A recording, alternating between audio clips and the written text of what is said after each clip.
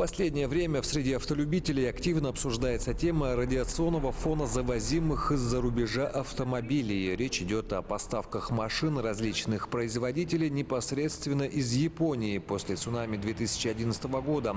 Тогда, как известно, произошел выброс радиации на атомной станции Фукусима. После многочисленных обращений автовладельцев и по поручению правительства страны МЧС Абхазии провело радиационные замеры на авторынках Сухума.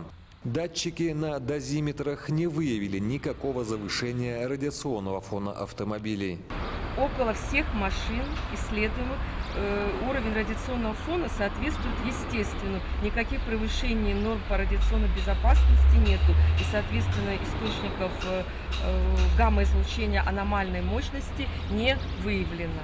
По словам владельца одного из авторынков, первая проверка автомобилей на радиацию проходит до начала аукциона, куда выставляются автомобили. Вторая проверка проходит после того, как машина прибывает в Новороссийск, проходит проверка в порту Новороссийска. Это вторая проверка. Третья проверка проходит на российско-абхазской границе. Так что фактически машина в связи с повышенным радиационным фоном никак не получится. Конечно же, данные замеры проведены выборочно. Охватить весь автопарк республики практически невозможно. Однако, по словам сотрудников спасательного ведомства, любой автовладелец может обратиться в МЧС Абхазии и провести подобные замеры своего автомобиля.